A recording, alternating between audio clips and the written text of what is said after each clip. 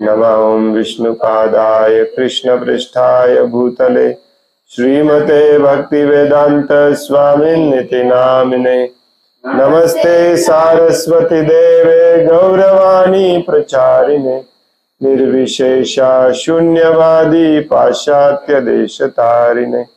जय श्री कृष्ण चैतन्य प्रभु नित्यानंद श्री अद्वैत गदाधर श्रीवासादि गौर भक्त वृंद।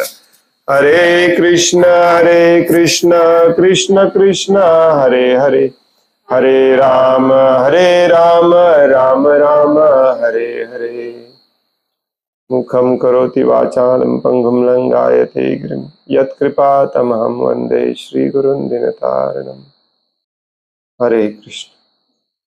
श्रीमद् भगवद गीता जशी आहे तशी, भाषांतर आणि तात्पर्य कृष्ण कृपामूर्ती श्री श्रीमद ए.सी. भक्तिवेदांत स्वामी प्रभुपाद यांच्या द्वारे आपण वाचत आहोत अध्याय 9वा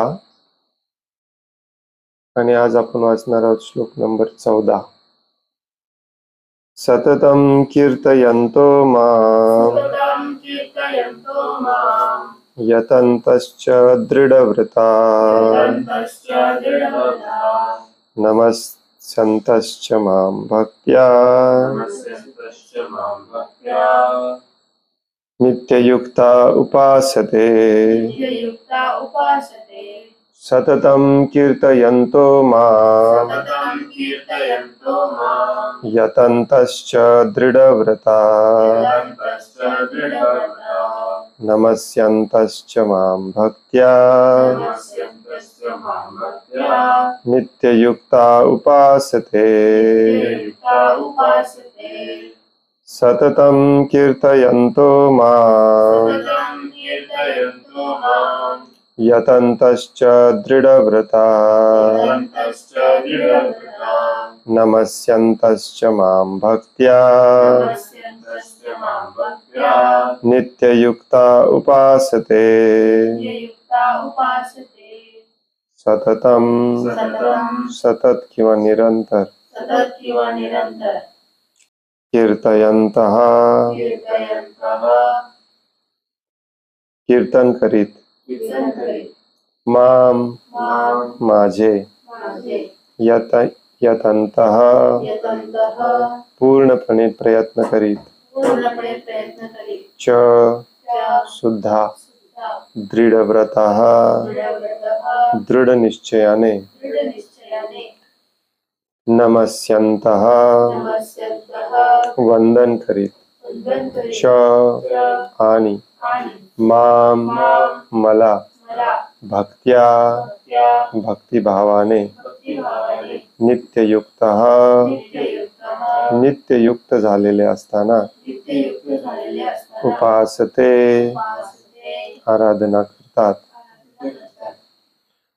भाषांतर आहे, हे महात्मेजन सतत माझे कीर्तन करीत, दृढ निश्चयाने प्रयत्न करीत आणि मला वंदन करीत भक्तिभावाने नित्य माझी उपासना करतात। हा जो श्लोक आहे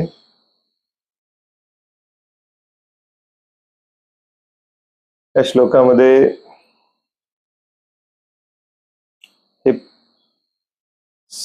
हे सिद्ध होतं या श्लोकाने की कलियुगाचा जो युग धर्म आहे संकीर्तन, चैतन्य महाप्रभू आणि श्रील प्रभुपादांनी जी चळवळ सुरू केली संकीर्तनाची, या श्लोकामध्ये दिलेलं आहे।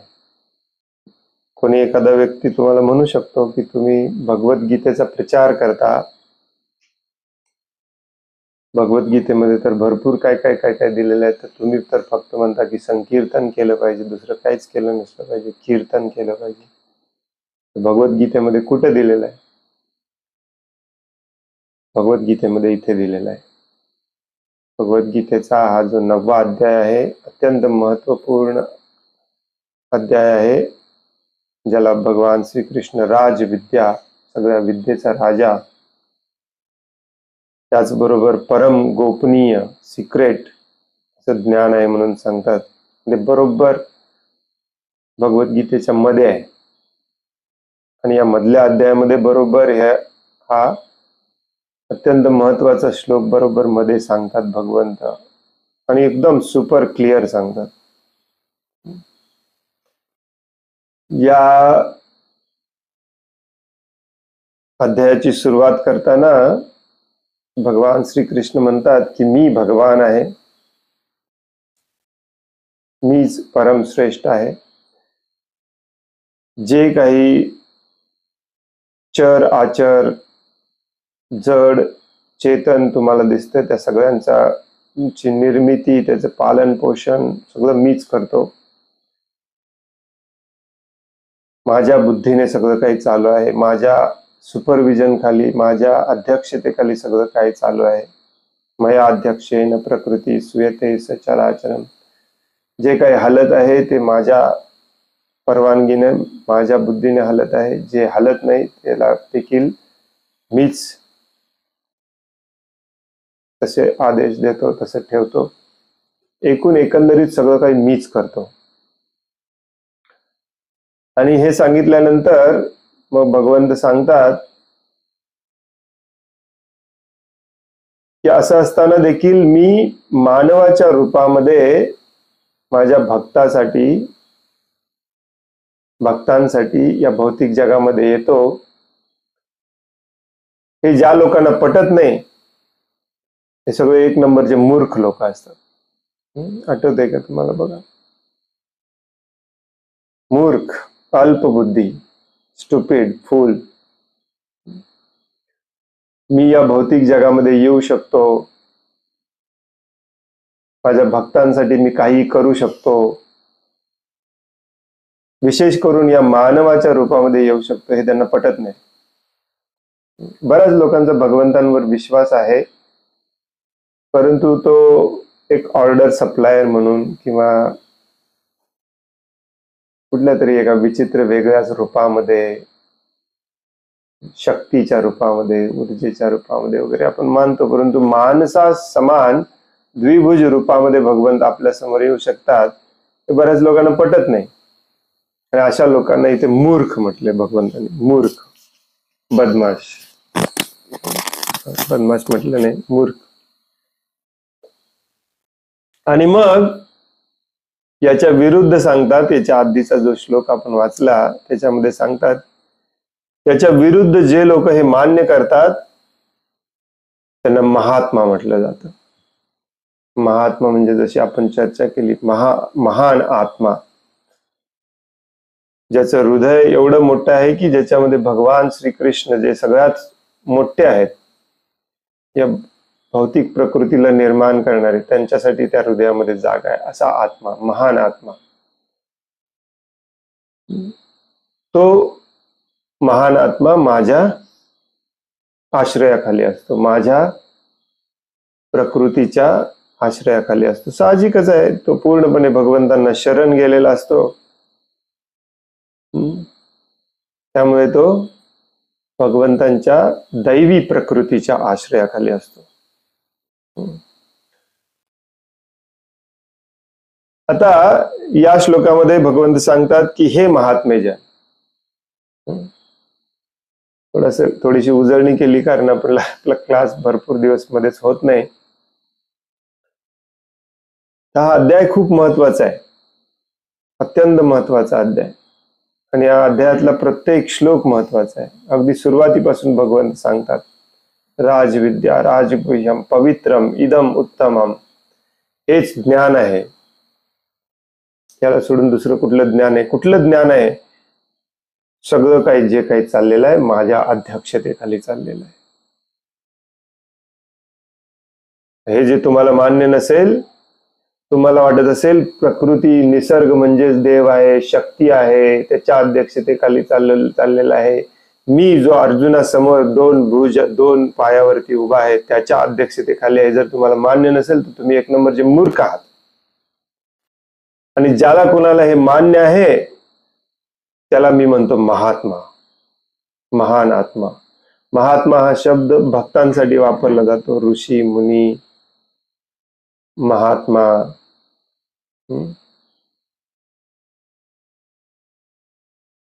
आता भगवंत सांगणार आहेत की कोणाला महात्मा म्हणायचं. मी ज्याला महात्मा म्हणतो तोच महात्मा. तुमचं सरकार कोणाला पण महात्मा म्हणेल. उद्या सुप्रीम कोर्ट GR काढेल, असा निर्णय देईल की ह्या व्यक्तीला उद्यापासून आपण महात्मा म्हटलं पाहिजे. त्याचा काही उपयोग नाही. जे भगवंत ज्याला म्हणतील ना तो महात्मा असतो. ऑब्विसली इथे महात्मा गांधी वगैरे यांची चर्चा केली जात नाही. कोणाची चर्चा? भगवंत कोणाला महात्मा म्हणतात? मला उदाहरणं माहिती आहेत अशी कोणाला महात्मा म्हणतात? महात्मा विदुर. श्रीमद भागवतम मध्ये विदुरजींना महात्मा.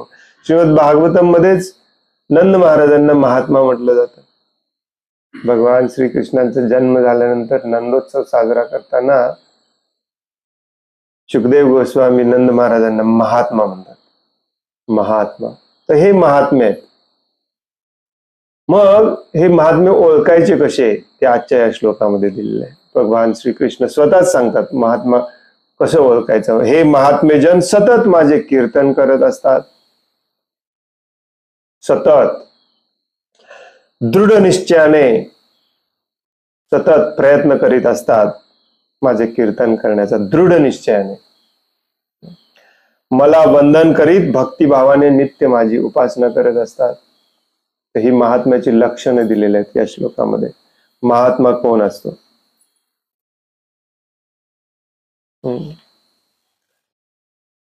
प्रभुपाद तात्पर्यामध्ये पहिल्याच वाक्यामध्ये स्पष्टपणे सांगतात आपल्याला, कोणत्याही साधारण मनुष्यावर शिक्कामोर्तब केल्याने तो महात्मा बनू शकत नाही. Very interesting. I am pretty sure English मध्ये श्रील प्रभुपाद म्हणतात रबर स्टॅम्पिंग. आणि रबर स्टॅम्पिंग हा जो शब्द आहे आजकाल बऱ्याच भक्तांमध्ये देखील हा वापरला जातो. हा प्रभुपादांनी ऍक्च्युली पहिल्यांदा सांगितलं. बऱ्याच लोकांना वाटते की तुम्ही निर्माण केलंय. आजकाल बरेचसे भक्त म्हणतात की कोणी रबर स्टॅम्प म्हणजे शिक्का मारून एखादा पेपर दिला म्हणून कोणी गुरु होत नाही, कोणी भक्त होत नाही, कोणी साधू होत नाही. आजपासून तुम्ही स्वयंसो गोस्वामी हे घ्या. प्रभुपादच एका लेक्चरमध्ये एका संभाषणामध्ये तमाल कृष्ण गोस्वामींना सांगत असतात की असा रबरी शिक्का मारून किंवा सुप्रीम कोर्टाने कोणाला सर्टिफिकेट दिला तर कोणी गुरु होत नसतो, कोणी महात्मा होत नसतो, कोणी भक्त होत नसतो. भक्ताची लक्षणं या श्लोकामध्ये दिलेली आहेत, तशी लक्षणं असली पाहिजे.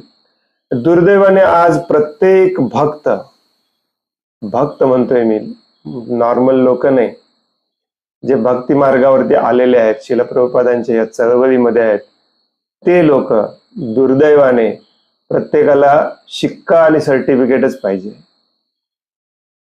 महात्माचे लक्षण कोणाला अवगत करायचे नाही, त्याच्याप्रमाणे आचरण करायचे नाही. प्रत्येकाला दीक्षा पाहिजे.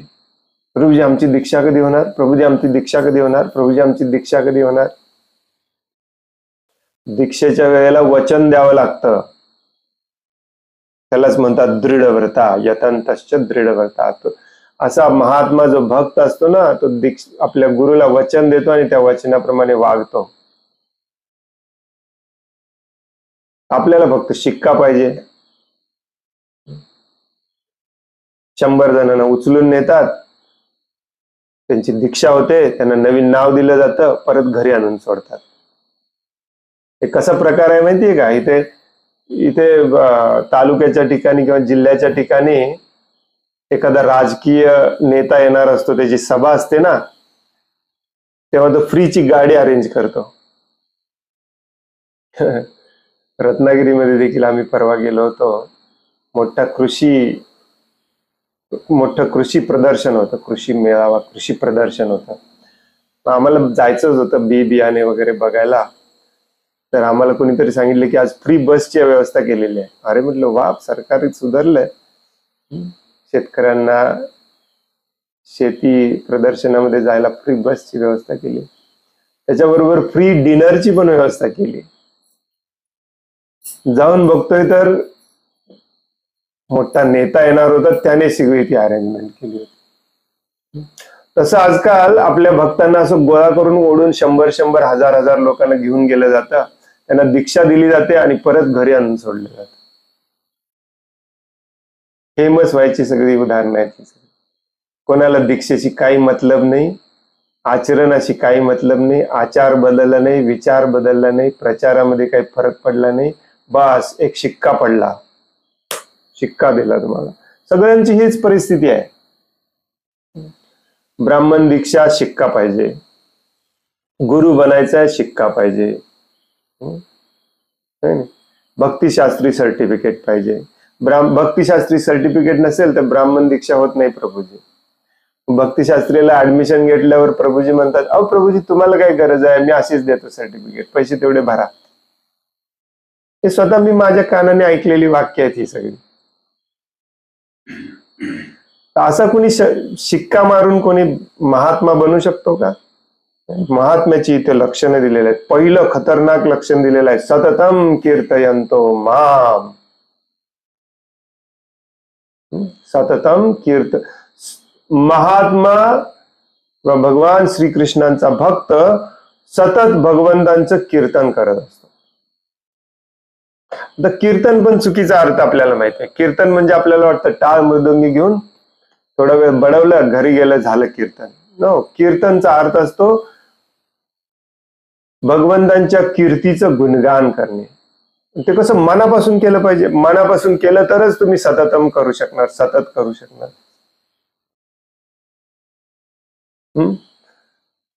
नसेल तर सतत कसं कीर्तन करणार?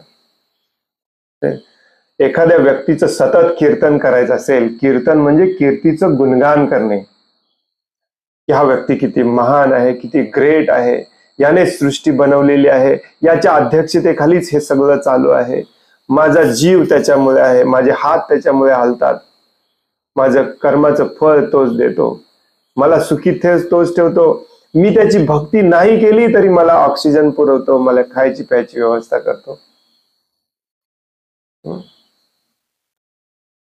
हेच करत असतो आपण. जय राधा माधव कुंज बिहारी.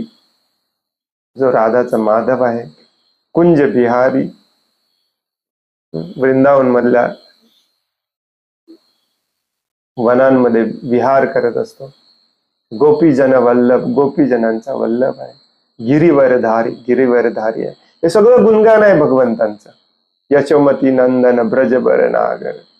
काही म्हणा तुम्ही, रामकृष्ण हरी म्हणा, काही म्हणा, याचाच अर्थ तुम्हाला पटलेला आहे की भगवान श्रीकृष्ण हे कुठल्याही रूपामध्ये आले तरी ते आपल्यावरती कृपा करण्यासाठी येतात, दया करण्यासाठी येतात. ही आपल्याला कृपा दया समजली नाही तर आपण कीर्तन कसं करणार? कोण कीर्तन करतो कोणाचं? या भौतिक जगामध्ये प्रत्येकाला स्वतःचं कीर्तन ऐकायला आवडतं. त्याची इच्छा असते की माझं कीर्तन कोणीतरी ऐकावं किंवा माझं कीर्तन कोणीतरी करावं, आहे की नाही? तोंड उघडले की स्वतःचं कीर्तन चालू असतं. मी इथे गेलो होतो, मी तिथे गेलो होतो, मी मला हे माझ्याकडे आहे, माझ्याकडे ते आहे, माझा मुलगा इथे नोकरीला आहे, माझा मुलगा अमेरिकेत आहे, माझा पंतू, माझा नातू, माझं हे, माझं ते. याला काय म्हणायचं? हिला म्हणायचं आत्मकीर्तन, स्वतःचं कीर्तन. आत्मकीर्तन आणि हरिकीर्तन जमीन आसमानचा फरक आहे. जो आत्मकीर्तन पूर्णपणे बंद करू शकतो, फुल स्टॉप, तोच हरिकीर्तन करू शकतो, हो की नाही? आणि मग तो सतत करू शकतो, सदैव करू शकतो. भगवान श्री चैतन्य महाप्रभू हे कसं करायचं सांगतात आपल्या शिक्षाष्टकामध्ये. कीर्तनीय सदा हरी. कोण करू शकतो हरीचं सदैव कीर्तन? कोण करू शकतो? त्रिनादपि सुनिचेन तरोरपि सहिष्णुना अमानिना मानदेन कीर्तनीय सदा हरी. अमानिना मानदेन, स्वतःच्या मान अपमानाची बिलकुल अपेक्षा करत नाही, दुसऱ्याला मान द्यायला मात्र सदैव एका पायावरती तयार असतो. म्हणजेच काय? ज्याच्या हृदयामध्ये अहमभाव बिलकुल झिरो झालेला आहे, म्हणजेच त्याच्या हृदयामध्ये स्वतःचं कीर्तन करायची इच्छा बिलकुल झिरो झालेली आहे, तोच हरीचं कीर्तन करू शकतो. आणि त्याला महात्मा म्हटलं जातं, त्यालाच भक्त म्हटलं जातं. तर तुम्ही विचार करत असाल, मी मागच्या श्लोकामध्ये पण तुम्हाला सांगितलं, हा असे महात्मे आहेत, महात्मा विदुरजी आहेत, भीष्मजी आहेत, नंद महाराज आहेत, आपण कुठे त्यांच्या पातळीला लागणार? हा भाव खूप चांगला आहे, हा भाव आपल्यामध्ये असला पाहिजे. जो उत्तम भक्त असतो, एक नंबरचा टॉपमोस्ट भक्त असतो, तो विचार करत असतो की सगळे माझ्यापेक्षा श्रेष्ठ आहेत, मी एकदम कनिष्ठ आहे, सगळे भगवंतांची सेवा करतायत, माझ्याच्याने काहीच होत नाही, जरी तो रात्रंदिवस करत असला तरी. परंतु हा खोटा खोटा भाव मनामध्ये आणायचा नाही. हे सगळे महान भक्त आहेत प्रभूजी, मला थोडीच जमणार आहे म्हणून घाणेरडं कृत्य करत, पाप कर्म करत, कर्मकांडामध्ये आणि भौतिक जगामध्ये कर्म करत अडकायचं नाहीये. प्रत्येकाला महात्मा बनायचं आहे, प्रत्येकाला भक्त बनायचं आहे, प्रत्येकाला सततम कीर्तयंतो करायचं आहे, सत्कीर्तनीय सदा हरी करायचं आहे. त्याच्यासाठी हे अत्यंत महत्वाचं आहे, स्वतःचं कीर्तन बंद केलं पाहिजे. पूर्णपणे बंद केलं पाहिजे. कितीही महान असू दे, तुम्ही स्वतःचं कीर्तन बंद केलं. ज्याला स्वतःचं कीर्तन करायची सवय असते ना, तो व्यासासनावरती बसून पण स्वतःच कीर्तन करत असतो. असा व्यक्ती हरीचं कीर्तन नाही करू शकत. सततम कीर्तयंतो माम, भगवान श्रीकृष्ण म्हणतात, सततम कीर्तयंतो परमेश्वर, सततम कीर्तयंतो ब्रह्म, सततम कीर्तयंतो परमात्मा नाही, सततम कीर्तयंतो माम. तुझ्या समोर जो उभा आहे त्याचं कीर्तन केलं पाहिजे, द्विभुज रूपामध्ये. हेच माझं टॉपमोस्ट रूप आहे. मागच्या श्लोकामध्ये आपण वाचलं, बघ, श्रील प्रभुपाद समजावून सांगतात की भगवान श्रीकृष्णांच्या भक्तांना दुसऱ्या कुठल्या भगवंतांच्या रूपामध्ये पण इंटरेस्ट नसतो, भगवंतांच्या श्याम सुंदर एकमेव रूपामध्ये आकृष्ट झालेले असतात. सततम कीर्तयंतो माम. अशा प्रकारे जर कीर्तन करायचं असेल आपल्याला, आता एखादा व्यक्ती म्हणेल सतत कसं करायचं प्रभूजी, अवघड आहे थोडस. गुरुवारी सत्संग मध्ये केला, सकाळी घरामध्ये केला, दुपारी घरामध्ये केला, ठीक आहे, परंतु बाकीच्या वेळेला झोपायला लागते, खायला लागते, प्यायला लागते, युट्यूब बघायला लागते, हो की नाही, फेसबुक वरती थोडा वेळ घालवायला लागते. सतत कसं करायचं भगवंतांचं कीर्तन? जो भगवंतांचा शुद्ध भक्त असतो ना, त्याचं बाह्य स्वरूपात जरी कीर्तन बंद असलं तरी हृदयामध्ये सदैव कीर्तन चालू असतं. का? कारण त्याच्या जीवनामध्ये दुसरा कोणी नसतोच. प्रभुपाद इथे पुढे लिहितात, कोणत्याही साधारण मनुष्यावर शिक्कामोर्तब केल्याने तो महात्मा बनू शकत नाही. त्याच्या लक्षणांचे वर्णन या ठिकाणी करण्यात आलेले आहे. महात्मा हा सदैव भगवान श्रीकृष्णांचे गुणगान आणि कीर्तन करण्यामध्ये रममान झालेला असतो. त्याला इतर कोणताही उद्योग नसतो. दिस इज व्हेरी इम्पॉर्टंट. त्याला इतर कोणताही उद्योग नसतो. तुम्ही दुसरा कुठला उद्योग करत बसला ना, मग तुम्ही भगवंतांचं कीर्तन नाही करणार. म्हणून बऱ्याच भक्तांना भगवद्गीता समजत नाही. तुमचा उद्योग बदलला पाहिजे. उद्योग तुम्ही करताय दुसऱ्या कुणासाठी, मग कीर्तन भगवंतांचं कसं होईल? आज हे नाही, आज उद्या ते नाही, इथलं बिल भरायचं, ते करायचं, हे करायचं, याला भेटायचंय, त्याला भेटायचंय, कस्टमर आलाय, क्लायंट आलाय, जॉब आहे, बॉस आहे. भगवंतांचं थोडीच कीर्तन होणार आहे. प्रभुपाद काय लिहितात तिथे, त्याला इतर कोणताही उद्योग नसतो. तो गप बसलेला असतो का हरी हरी हरी करत? नाही. इथं तर अर्जुन म्हणतो की मी जंगलात जाऊन हरी हरी करत बसतो. भगवंत म्हणतात नाही नाही नाही नाही नाही, काम करायचंय. काम करायचं, मग तुमचं स्मरण कसं करणार भगवंत? तुम्ही तर मला माझ्या गुरुला मारायला सांगायला लागलाय, माझ्या नातेवाईकांना मारायला सांगायला लागलाय. इथे हृदयामध्ये काय वेदना होत आहेत तुम्हाला काय करणार?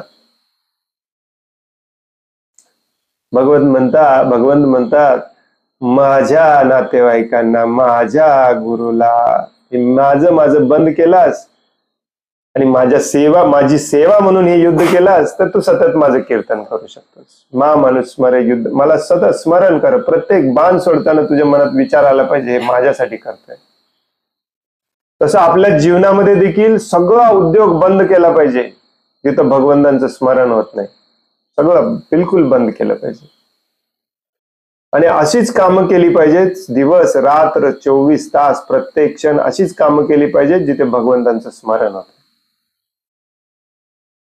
तर काही काही भक्त, ऑफकोर्स तुम्ही जर रेग्युलरली आपल्या क्लासला असाल तर तुम्हाला माहिती आहे की मी हळूहळू कशाचा निर्देश करत आहे. श्रील प्रभुपादांनी सांगितलंय की भगवंतांनी सांगितलेल्या सिस्टीम मध्ये जर आपण राहिलो तर आपलं पोट पण भरतंय, आपलं अंग पण झाकलं जातंय, आपल्या डोक्यावर छप्पर पण येतंय आणि भगवंतांचं सतत स्मरण पण होतंय. परंतु भगवंतांनी बनवलेल्या सिस्टीम मध्ये जर आपण जर राहिलो, आपण स्वतःची सिस्टीम बनवायला लागलो तर मात्र आपण पदभ्रष्ट होतो, भगवंतांचं स्मरण देखील करू शकत नाही.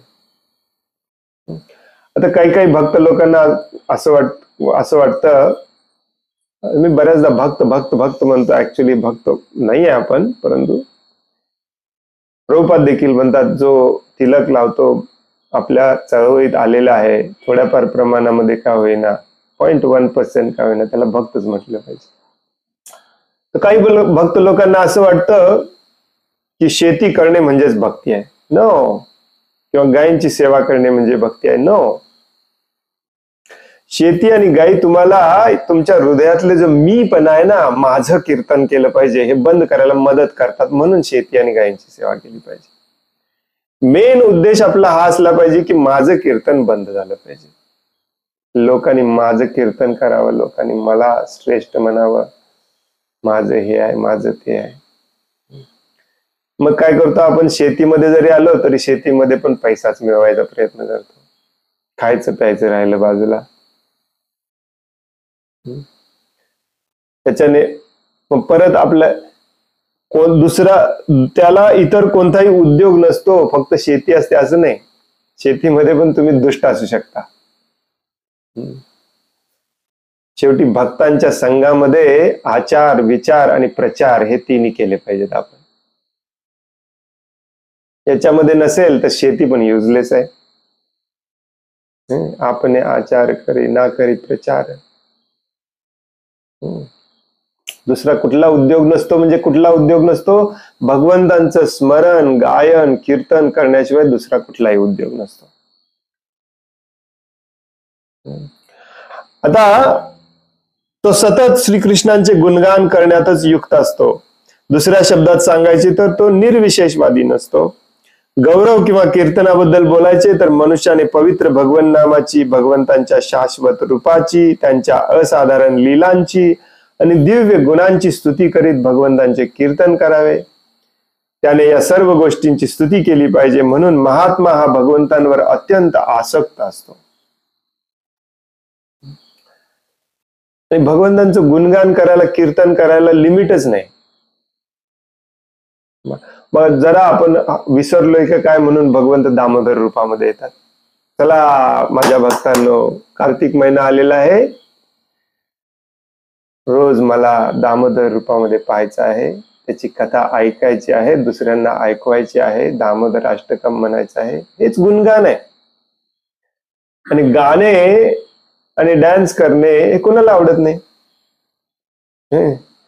धर्माच्या नावाखाली आपण फालतूचे सगळ्या गोष्टी निर्माण केलेल्या आहेत. इथं गेलं पाहिजे, तिथं गेलं पाहिजे, हे केलं पाहिजे, ते केलं पाहिजे.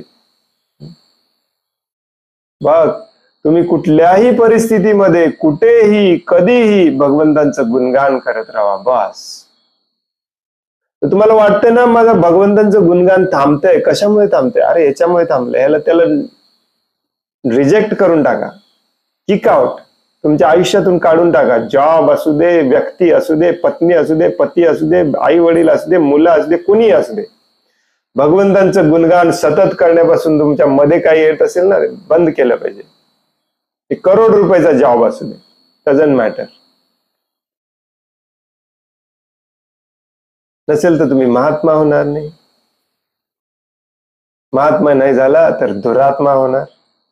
दुरात्मा खूप वाईट असतो. दुरात्म्याला भगवंत म्हणतात मूढ, मूर्ख, स्टुपिड, बदमाश, अल्पबुद्धी, बिंडोक. का? कारण दुःख भोगतोय त्यालाच माहिती नाही. कोणाला व्हायचंय बिंडोक? काय व्हायचंय आपल्याला? दुरात्मा व्हायचंय की महात्मा व्हायचंय? महात्मा व्हायचंय. महात्मा कोण असतो? सतत माझं कीर्तन करत असतो. Very important. अगदी सुपर क्लिअर. भगवद्गीता वाचून, भगवद्गीतेचा अभ्यास करून, भगवद्गीतेचा चुकीचा अर्थ आणि असा गडूळ कन्फ्यूज झाल्यासारखे अर्थ काढतात लोक. याच्यात काय किती सुपर क्लिअर आहे. सततम म्हणजे नेहमी, कीर्तन म्हणजे माझ्या कीर्तीचं गुणगान, माम म्हणजे माझ्या, एवढा क्लिअरली सांगितलेलं आहे. सतत माझं कीर्तन करा बस. पुढे म्हणतात माम यतंतश्च दृढव्रता. महात्मे जन असतात ना, हे दृढ निश्चयी असतात. दृढ निश्चय, डिसिप्लिन्ड असतात. इंग्लिशमध्ये त्याला डिसिप्लिन, म्हणून इंग्लिशमध्ये शिष्याला डिसायपल म्हटलं जातं. One who is ready to be disciplined. वेळेवर उठतात, वेळेवर भगवंतांचं कीर्तन करतात, आरती करतात, सगळ्या विधी नियमांचं जसं गुरुनी सांगितलंय सगळ्याचं पालन करतात. कोण पालन करत नाही? दुरात्मा. कोण पालन करत नाही म्हणजे मला असं विचारायचं होतं की का मनुष्य पालन करू शकत नाही? अजून त्याच्यामध्ये मी शिल्लक असतो माझ्या सुखासाठी. प्रभूजी काल रत्नागिरीला गेलो होतो, त्यामुळे दामोदर अष्टकम चुकला. कशाला गेला होता रत्नागिरीला? भगवंतांच्या कामासाठी गेला होता? नाही. मग रत्नागिरीवरून रात्री उशिरा येतो, दुसऱ्या दिवशी मंगल आरतीला उठत नाही. मंगल आरती करतच नाहीत मग 99% लोक. 2 वेळा स्नान केलं पाहिजे, मंगल आरती केली पाहिजे, तुळशी पूजा केली पाहिजे, गुरु पूजा केली पाहिजे, संध्या आरती केली पाहिजे. हे सगळं आपल्याला सततम कीर्तयंतो मध्ये ठेवण्यासाठी आपल्या गुरुनी हे शेड्यूल दिलेलं असते. हे त्याचं जे काटेकोरपणे पालन करतो ना त्याला म्हणतात दृढव्रता. डिसिप्लिन्ड झालेला असतो तो दृढव्रता. यतंतश्च दृढव्रता. आणि मग सांगितले नमस्यंतश्च माम भक्त्या. अतिशय भक्तिभावाने रोज मला येऊन प्रणाम करतो. मंदिरात येतो, स्वच्छ आंघोळ करून येतो, स्वच्छ धोती कुर्ता घालून मंदिरामध्ये येतो, माझ्या समोर पूर्ण साष्टांग दंडवत प्रणाम करतो. अगदी भक्तिभावाने म्हटलं इथं नमस्यंतश्च माम भक्त्या. हे नुसतं दाखवायचं म्हणून करत नाही माझा महात्मा. काही काही लोकांना असं वाटतं की मी महात्मा झालोय, मला मंदिरला जायची काही गरज नाही, मला मंगलारतीला जायची काही गरज नाही. काही काही हिरो लोक असतात आपले भक्त लोक, मी आता वरिष्ठ भक्त झालोय, मी मंगलारतीला येणार नाही. पण इथं सांगितलंय महात्मा मला सदैव नमस्कार करायला पण येतो. नमस्यंतश्च माम भक्त्या. आपले काही काही थर्ड क्लास भक्त आहेत असे, तिकडे आरती चालू आहे, रूम मध्ये अजून आंघोळ करतोय. दृढव्रता कसं झालं तुम्ही? तुम्हाला बघून दुसरे भक्त शिकणार असतात, तुम्ही तर पहिल्यांदा केलं पाहिजे. यद यद आचरती श्रेष्ठस. जो ब्रह्मज्योतीवर भगवंतांच्या निर्विशेष रूपावर आसक्त आहे त्याला भगवद्गीतेत महात्मा म्हटलेले नाही. पुढील श्लोकामध्ये त्याचे निराळ्या पद्धतीने वर्णन करण्यात आलेले आहे. पुढच्या श्लोकामध्ये भगवंत सांगतात तो माझी उपासना करत नाही तो कोण असतो, कसा असतो? श्रीमद भागवतम मध्ये वर्णिल्याप्रमाणे विष्णूंचे श्रवण कीर्तन या विविध भक्ती क्रियांद्वारे महात्मा सदैव युक्त असतो. सदैव तो देवतांचे किंवा मनुष्यांचे श्रवण कीर्तन इत्यादी करत नाही. मला काही काही आपले भक्त भेटलेत बरं का, आमदार खासदारांचे पण गुणगान करत असतात. कसं काय करू शकतो मला काही कळत नाही. ते भगवद्गीतेमध्ये तर चालले की मला सोडून दुसऱ्या कोणाचंच गुणगान करत नाही. भगवद्गीतेचं शुद्ध जसं आहे तसं प्रवचन, उपदेश, मार्गदर्शन हे जवळजवळ 0 झालंय आपल्या मंदिरामध्ये देखील, आपल्या सत्संगामध्ये देखील. फालतूची कथा, कहाणी, इतिहास सगळीकडे सांगितली जाते. जे कुठे माहिती नाही, कोणाला माहिती नाही, असे पण कथा कथा शोधून येतात कथाकार लोक, आणि कथा कथा करतात, नुसता कथा कथा कथा इतिहास सांगतात. इतिहास सांगून काय उपयोगाचं आहे? भगवंत जिथे बोलतात श्री भगवान उवाच, ते ऐकण्यामध्ये आपल्याला इंटरेस्ट असला पाहिजे. अरे भगवान श्रीकृष्ण बोलायला लागले, ही कथा आपण ऐकली पाहिजे. भगवान श्रीकृष्णांचे भक्त बोलायला लागलेत, विदुर उवाच, मैत्रेय उवाच, नाही, श्री शुक उवाच, आपले कान तिकडे गेले पाहिजेत. काय सांगतायत भगवंतांचे भक्त? एक होता राजा, म्हटलं की सगळे तिथं गर्दी होते. भगवान श्रीकृष्णांचं श्रवण कीर्तन, श्रवणम कीर्तनम विष्णू, आणि स्मरणम म्हणजेच भक्ती होय. जरी ओठ बंद असले, जरी डोळे बंद असले, तरी हृदयामध्ये सतत कीर्तन चालू असलं पाहिजे. सततम कीर्तयंतो माम. जसं हरिदास ठाकूरांचं चालू होतं. हरिदास ठाकूरांचं एक अंग आणि अंग हलायचं बंद झालेला, तरी हृदयाची स्पंदनं त्यांची चालूच होती. हरे कृष्ण कृष्ण कृष्ण हरे हरे, हरे राम राम राम हरे हरे. हे कधी शक्य आहे? तुमचं कीर्तन बंद केलं तर शक्य आहे. विनम्र असलं पाहिजे. त्या विनम्र भावनेने, अतिशय नम्र भावनेने, विनम्र भावनेने माझा भक्त माझ्या समोर येऊन साष्टांग मला नमस्कार करतो. भगवंत म्हणतात तिथे नमस्यंतश्च माम भक्त्या. विनम्रतेच्या बरोबर बिलकुल विरुद्ध असते अहंकार. प्रत्येक जीव या भौतिक जगामध्ये, छोट्यातला छोटा जीव देखील दुसऱ्याचा तिरस्कार कसा करायचा, द्वेष कसा करायचा, अवमान कसा करायचा, अवज्ञा कशी करायची, प्रत्येकाला माहिती असते. मलातल्या किड्याला पण माहिती असते. जोपर्यंत हे हृदयातलं जात नाही तोपर्यंत आपण भगवंतांचं कीर्तन नाही करू शकत, महात्मा नाही बनू शकत. अशा महात्म्याने अंतिम लक्ष्य 5 दिव्य रसांपैकी कोणत्याही एका रस्यामध्ये भगवंतांचे सानिध्य प्राप्त करण्याचा दृढ निश्चय केलेला असतो.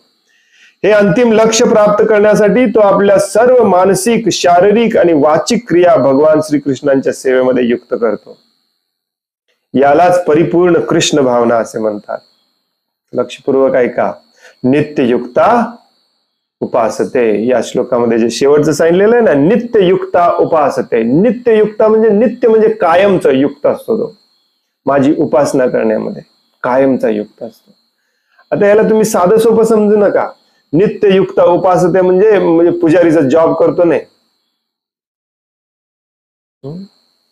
जॉब करतो, 3rd क्लास जॉब करतो, पुजारीचा जॉब करतो आणि 6,000 रुपये पगार घेतो. नाही प्रभूजी, मी स्टायपंड घेतो. कशाला पाहिजे तुला स्टायपंड? भगवंतांची उपासना करण्यासाठी पैसे पाहिजे तुला. नित्ययुक्ता उपासते. भगवान प्रभुपाद अतिशय सुंदर अर्थ सांगतात. प्रभुपाद नित्ययुक्ता उपासते म्हणजे काय? अशा महात्म्याचे अंतिम लक्ष्य म्हणजे इथेच नाही, इथेच सततम कीर्तन करायचं नाहीये. भगवत धामात गेल्यावर सगळी परिपूर्ण परफेक्शन मिळाल्यावरती देखील सततम कीर्तनच करायचंय, भगवंतांची उपासनाच करायची. नित्ययुक्ता उपासते. प्रभुपादांना एका रिपोर्टरने विचारलं की तुम्ही प्रोसेस सांगताय, चेतो दर्पण महाजनम, जप करायचं, कीर्तन करायची प्रोसेस सांगताय, या प्रोसेसनी परफेक्ट झाल्यावरती काय करायचं? प्रभुपाद म्हणाले, अजून जप करायचा, अजून कीर्तन करायचं. बऱ्याच जणांना हे माहिती नाही आहे. ऍक्च्युली जप करणे, कीर्तन करणे, भगवंतांचं गुणगान करणे, भगवंतांचं स्मरण करणे हे साधना पण आहे आणि साध्य पण आहे. प्रोसेस आहे. काय मिळवायची? तेच मिळवायची. अल्टिमेटली आपल्याला ते मिळवायचं पण तेच आहे. ज्या दिवशी आपण परफेक्ट भक्त होतो तेव्हा आपण कीर्तनच करायचंय, जपच करायचंय, अजून करायचंय. प्रभुपाद म्हणाले, आम्ही अजून जप करणार. मग त्याचं लक्ष हे असलं पाहिजे की कुठेही असू दे, भगवत धामात असू दे, कुठेही असू दे, मला सदैव भगवंतांची उपासना करायला मिळाली पाहिजे. नित्ययुक्ता उपासते प्रभुपाद इथे लिहितात. अशा महात्म्याने अंतिम लक्ष्य 5 दिव्य रसापैकी कोणत्याही एका रसामध्ये भगवंतांचे सानिध्य प्राप्त करण्याचा दृढ निश्चय केलेला असतो. आणि आता पुढचं वाक्य जे आहे ते लक्षात ठेवा, लिहून ठेवा, कोरून ठेवा, प्रिंटआउट काढा, पोस्टर बनवा. हे अंतिम लक्ष्य प्राप्त करण्यासाठी तो आपल्या सगळ्या मानसिक, शारीरिक आणि वाचिक क्रिया भगवान श्रीकृष्णांच्या सेवेमध्ये युक्त करतो. सतत आणि सर्व, मन, शरीर, वाचा सगळं भगवंतांच्या सेवेमध्ये. मगच तुम्हाला म्हटलं पाहिजे नित्ययुक्ता उपासते, नसेल कसलं नित्ययुक्ता उपासते.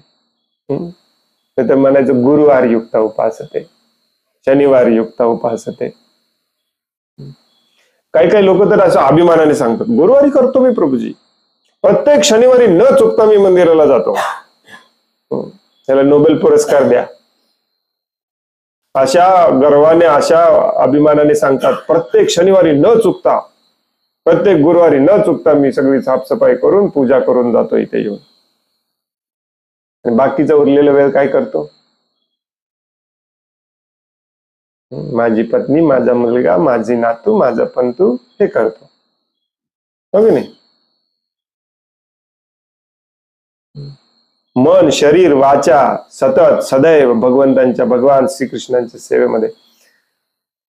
हे प्रॅक्टिकली कसं समजावून घ्यायचं? मगाशी जसं मी म्हणालो, हे जर होत नसेल तर एक तर तुमची रुची नाही आहे याच्यामध्ये, म्हणजेच तुम्हाला भौतिक जगातलं आसक्ती, मोह, भ्रम अजून गेलेला नाहीये. जितकं मिळायला पाहिजे तेवढं दुःख अजून तुमच्या वाट्याला आलेलं नाहीये. तुमच्या पापाची फळं तुम्हाला अजून मिळायची तशी मिळालेली नाहीये. तुमच्या पापाची एक एक फळं मिळायला लागतील ना, तेव्हा मग तुम्हाला समजेल की अरे इथे घालण्यात काही अर्थ नाही. मग हळूहळू भक्तांचा संग कराल, मग भक्तांच्या संघामध्ये भगवंतांच्या नाम मध्ये रुची निर्माण होईल. नामामध्ये ज्याला रुची नाही तो भक्त नाही होऊ शकत. ऑफकोर्स कीर्तन कधीही थांबवायचं नाही, दान धर्म कधी थांबवायचं नाही. भगवान श्रीकृष्ण सांगतात यज्ञ कधी थांबवायचं नाही, तपस्या कधी थांबवायचं नाही. प्रभुपाद त्याच्याही पुढे जाऊन सांगतात की शास्त्रांचं अध्ययन करतेत कधी थांबवायचं नाही. हे कधी न संपणाऱ्या गोष्टी आहेत या सगळ्या. त्यामुळे आपण जर भगवान श्रीकृष्णांच्या सेवेत आलेलो नसेल 24 तास मनाने, शरीराने, वाचाने, तर याच्यामध्ये प्रॉब्लेम काय आहे हे आपणच शोधून काढलं पाहिजे. 2 प्रॉब्लेम असू शकतात. एक तर रुची नाही, टेस्ट नाही, इंटरेस्ट नाही, गोडी निर्माण झालेली नाही भगवंतांच्या नामामध्ये. मग ती गोडी कशी निर्माण होईल त्याची व्यवस्था करा. नसेल तर दुःख भोगून या, काही फरक पडत नाही. हे दुःख तुम्हाला, तुमचे दुःख भोगण्यासाठीच हे भौतिक जग बनवलेलं आहे. अनादि अनंत जन्म आपण दुःख भोगूनच आलेलं आहे. आणि जर भगवंतांच्या नामामध्ये गोडी असेल, रुची असेल, टेस्ट असेल, तर मग त्याच्या आडवं जे येतंय ते बंद केलं पाहिजे. जे कोणी येतंय, जे काही येतंय ते सगळं बंद केलं पाहिजे. त्याची व्हॅल्यू 0 आहे. आजच मी भाषांतर करताना वाचत होतो, श्रील प्रभुपाद सांगतात आज गुरुवार 7:35 झालेत, संपलं. 7:36 झाले. जगभरातले millions and trillions of dollar जरी आणून दिले तरी, तारीख विसरलो मी, 17 नोव्हेंबर 1976 गुरुवार 7:35 तुम्ही परत आणू शकत नाही. चाणक्य पंडित म्हणतात करोडो स्वर्ण मुद्रा जरी दिल्या तरी एक क्षण देखील तुम्ही विकत घेऊ शकत नाही. तर तुमची लाख रुपयाचा बिझनेस त्याच्यासमोर काय आहे? तुमचं क्लायंट, कस्टमर काय आहे त्याच्यासमोर? हे एक क्षण तुम्ही वाया घालवलं भगवंतांचं स्मरण न करता, भगवंतांचं कीर्तन न करता. कशासाठी? कस्टमरला भेटायचं होतं, क्लायंटला भेटायचं होतं, बॉसने जॉब सांगितलं, जॉबवरती जायचं होतं. हे युजलेस आपले भक्त सगळे लागले त्याच्या रॅट रेस मध्ये. उंदराच्या शर्यतीमध्ये. एक दिवस अख्खा वाया घालवला तुम्ही जॉबवरती जाऊन, भगवंतांचं स्मरण केलं नाही, कीर्तन केलं नाही. किती रुपये मिळवले?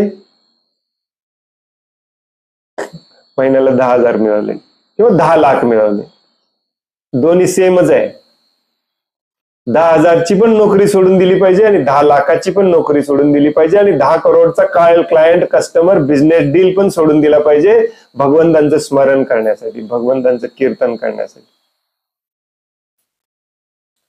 एक क्षण देखील भगवंतांचं कीर्तन न करता घालवला, वेस्ट ऑफ टाइम, जीवन व्यर्थ आहे. म्हणजे कितीही पैसे कमवा, तो क्षण तुम्ही परत मागून घेऊ शकत नाही, हो की नाही? सदैव प्रभुपाद म्हणतात यालाच परिपूर्ण कृष्ण भावना असे म्हणतात. यालाच म्हणतात, दुसऱ्या कशाला म्हणत नाही. कुठे दिले का इथे दुसऱ्या कशाला म्हणतात म्हणून? भक्तीमध्ये काही ठराविक क्रिया करावयाच्या असतात. उदाहरणार्थ एकादशी, भगवंतांचा जन्मोत्सव इत्यादी ठराविक दिवशी उपवास करणे. आज एकादशी आहे, होपफुली तुम्ही सगळे उपवास करत आहात. अशा क्रियांना व्रत म्हटले जाते. दिव्य जगतामध्ये म्हणजे भगवंतांच्या धामामध्ये, भगवंतांच्या सानिध्यामध्ये प्रवेश करण्यासाठी जे वास्तविक उत्सुक आहेत, इंटरेस्टेड आहेत, त्या व्यक्तींसाठी महान आचार्यांनी ही विधी विधाने घालून दिलेली आहेत. मग असे आपण चर्चा करत होतो, प्रभुपादांनी सांगितलंय आपल्याला, आचार्यांनी सांगितलंय, रोज उठा, स्नान आदी करून या वेळेला मंगल आरती करा, तुळशी आरती करा, गुरुपूजा करा, भगवंतांना फुलं अर्पण करा, भगवंतांना भोग अर्पण करा.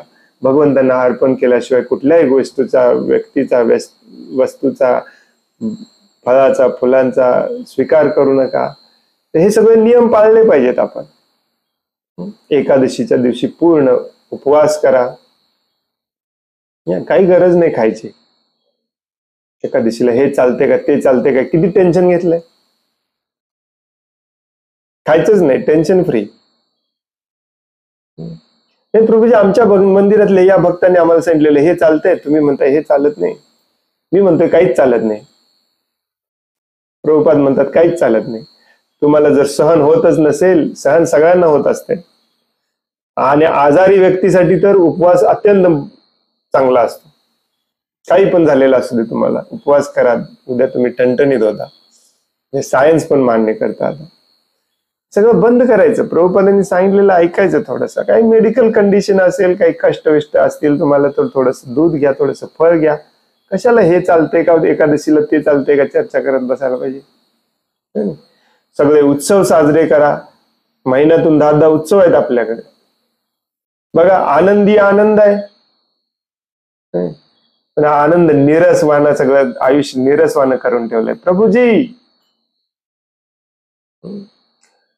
गोवर्धन पूजेची चर्चा करायची आहे, थोडी येता का? नाही, मी कोल्हापुरात आहे, मी पुण्यात आहे, मी मुंबईत आहे. अरे उत्सव साजरा करायचा आहे. उत्सव म्हणजे आनंदाचा उत्सव असतो. हसत खेळत, स्माइल करत. नाही, कोण स्माइल करत नाही? त्याच्या मनामध्ये स्वतःचे कीर्तन करायची इच्छा असते, दुसऱ्याचं कीर्तन करायची इच्छा नसते. प्रभुपाद सांगतात, दृढ व्रता, दृढ निश्चय होऊन या सगळ्या नियमांचं पालन करा. जसं मगाशी मी म्हणालो, याच्या आडवं काय येत असेल तर बंद करा. प्रायोरिटी काय आहे? प्रायोरिटीला काय म्हणतात मराठीमध्ये? प्राधान्य कशाला दिलं पाहिजे हे तुम्हाला आजपर्यंत कळालं नसेल तर मग तुम्ही भक्ती चुकीची करताय. जो या अखिल ब्रह्मांडाचा अध्यक्ष आहे, मया अध्यक्षने, या अध्यायामध्ये भगवंत म्हणतात मया अध्यक्षने, मी अध्यक्ष आहे, त्याला प्राधान्य द्यावंसं वाटत नाही तुम्हाला. त्याची मीटिंग सोडून तुम्ही जाता पुण्याला. हे करण्यामध्ये कष्ट आहे. सुरुवातीला तुम्हाला कष्टदायक वाटेल, कारण तुम्हाला अजून पटलेलं नाही, परंतु हळूहळू जसं तुम्ही करत जाल ना, आनंदच आनंद आहे. फिजिकली, भौतिक दृष्ट्या तुमचं शरीर चांगलं होतं, नियमितपणा येतो जीवनामध्ये. हे एकादशी, जन्मोत्सव वगैरे हे सगळं सगळं सगळं आपण साजरं केलं पाहिजे. प्रत्येक सण साजरा केला पाहिजे. वैष्णव कॅलेंडर उघडून बघितलं ना, महिन्यामध्ये 10 सण आहेत. असा कुठला धर्म आहे जगामध्ये त्याच्या महिन्यामध्ये 10 उत्सव आहेत? महिन्यात 10 वेळेला पनीर करायचंय. तरी पण नको आहे. मला इथं जायचंय, मला तिथं जायचंय, मला हे करायचं, मला ते करायचं. अरे अनंत जन्म तू हेच करत आलाय. आता महात्मा हो, सुखी हो, आनंदी हो. हे काय उपयोगाचं आहे? जिथे आनंद नाही असा धर्म उपयोगाचा नसतो. जिथे महिन्यातून 10 वेळा भक्तांच्या सोबत एकत्र येऊन मस्त डान्स करा, घाम फुटेपर्यंत डान्स करायचं, त्याला धर्म म्हणतात. हा धर्म नकोय आपल्याला. बघा, महात्मेजन या सर्व विधिविधानांचे कठोरपणे पालन करतात. त्यालाच दृढव्रता म्हणतात, डिसिप्लिन असतं. आणि म्हणून त्यांना इच्छित फलाची प्राप्ती नक्कीच होते. या अध्यायाच्या दुसऱ्या श्लोकामध्ये सांगितल्याप्रमाणे भक्ती योगाचे आचरण जसे सुलभ आहे तसे सुखकारकही आहे. आनंद आहे, हो की नाही? कीर्तनामध्ये आनंद नाही तर मग कशामध्ये आहे? जगातलं कसलं पण टेन्शन असो, टाळ आणि मृदंग सुरू झाला की माणूस सगळं विसरून जातो, लयबद्ध होऊन जातं मन त्याचं.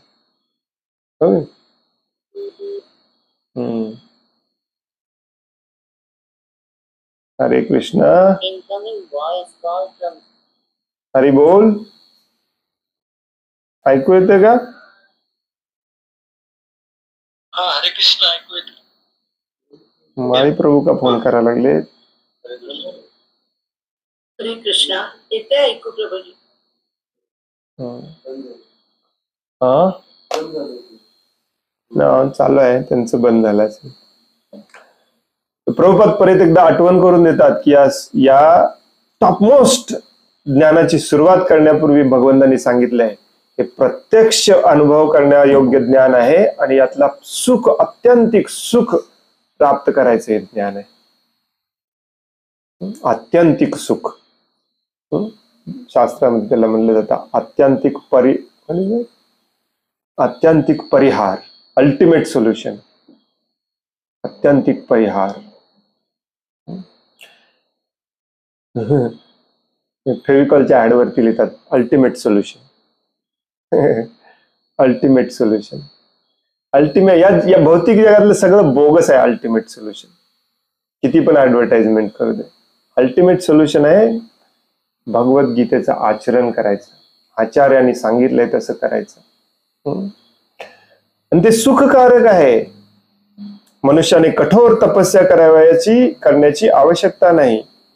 निष्णात आध्यात्मिक गुरुच्या मार्गदर्शनाखाली, एक्सपर्ट आध्यात्मिक गुरुच्या मार्गदर्शनाखाली तो आपले जीवन भक्तिमय होऊन व्यतीत करू शकतो. आणि कोणत्याही अवस्थेत, मग गृहस्थ असो, संन्यासी असो, ब्रह्मचारी असो, जगाच्या पाठीवर कुठेही असो, तो भक्ती योगाचे आचरण करू शकतो आणि महात्मा बनू शकतो. कुठलंही बंधन नाही. भगवान श्री चैतन्य महाप्रभूच सांगतात, तत्रार्पिता नियमिता स्मरणेन काल. कुठला नियमच नाही आहे भगवंतांचं स्मरण करायला. एकच नियम आहे. कुठला? सततम, सतत केलं पाहिजे. प्रभुपाद सांगतात, एखाद्या एक्सपर्ट आध्यात्मिक गुरुच्या मार्गदर्शनाखाली भक्तिमय जीवन व्यतीत केलं पाहिजे. अशा गुरुच्या मार्गदर्शनाखाली नाही जो भगवंतांचं कीर्तन सोडतो आणि दबांग वरती डान्स करतो. थर्ड क्लास गुरु असतात हे सगळे. लाज वाटते अशा गुरुंना गुरु म्हणायला देखील. ऍक्च्युली इथे सांगितले सततम कीर्तयंतो माम, आणि हा गुरु दबांग वरती डान्स करतो. खरोखरचा गुरु, एक्सपर्ट गुरुकडे जायला पाहिजे. कसा ओळखायचा एक्सपर्ट गुरु? रोजचं भगवद्गीता भागवतमच्या क्लासला यायचं म्हणजे लक्षात येतं एक्सपर्ट गुरु कोण असतो. चैतन्य महाप्रभू सांगतात चैतन्य चरितामृतामध्ये, श्रीला हरिदास ठाकूरांचं वर्णन करत असताना, ज्याचा आचार, विचार आणि प्रचार तिन्ही एक समान आहेत, तो एक्सपर्ट गुरु असतो. कशा समान आहेत? शास्त्रा समान. शास्त्राच्या बाहेरचं जो काही बोलत नाही, शास्त्राच्या बाहेरचं जो काही करत नाही, तो एक्सपर्ट गुरु असतो. तो तुम्हाला शास्त्रात आणू शकतो. असेल तर तुम्ही पण त्याच्यासारखी पॅन्ट शर्ट घालून दबांगवरती डान्स करणार. That is not good. त्याचं पण आचार विचार प्रचार सेमच आहे सगळं, परंतु ते शास्त्र संमत नाही. अशा एक्सपर्ट निष्णात आध्यात्मिक गुरुच्या मार्गदर्शनाखाली हे सगळ्या विधी विधानांचं, लवकर उठायचं, मंगल आरती करायचं, हे सगळ्या विधी विधानांचं पालन करा. तुम्ही पण महात्मा बनू शकता. मग तुम्ही पुरुष असो, स्त्री असो, लहान असो, मोठे असो, गृहस्थ असो, ब्रह्मचारी असो, संन्यासी असो, काही फरक पडत नाही. प्रत्येक जण महात्मा बनू शकतो. हे प्रभुपादांचं वाक्य आहे. जगाच्या पाठीवर कुठेही तो भक्ती योगाचं आचरण करू शकतो आणि महात्मा बनू शकतो. आणि प्रत्येकाला बनायचं आहे, प्रत्येकाने महात्मा बनलं पाहिजे, बनावं अशी प्रभुपादांची इच्छा आहे. प्रभुपादांचा आनंद तुम्ही महात्मा बनण्यामध्ये आहे, नुसतं जय प्रभुपाद करण्यामध्ये नाही. तुम्ही जर महात्मा बनला तर प्रभुपाद खुश होणार, संतुष्ट होणार. हरे कृष्ण. आज दिवाळीचा पहिला दिवस आहे आणि अत्यंत अत्यंत अत्यंत महत्वाचा आणि सुंदर श्लोक आला. भगवंतांची कदाचित अशी इच्छा होती, काल परवा क्लास बंद ठेवला. भगवद्गीतेचा बरोबर मध्ये हा बरोबर जसं परिपक्व फळाच्या मधला गाभा एकदम गोड असतो की नाही, आणि त्यातला पण सेंटर एकदम गोड असतो, तसं हे अध्याय आहे. आणि या अध्यायातला हा श्लोक आहे. सततम कीर्तयन्तो मां. हरे कृष्ण. कोणाला काही प्रश्न आहे, काही सांगायचं आहे? खूप खूप धन्यवाद. अंचा कल्पतरोभयश्च कृपा सिंधुभ्य एव च पतितानां पावनेभ्यो वैष्णवेभ्यो नमो नमः. अनंत कोटि वैष्णव वृंद की जय. वैष्णव ठाकुर श्रील प्रभुपाद की जय. भगवद गीता जशी आहे तशी की जय. हरे कृष्ण. धन्यवाद. हरे कृष्ण.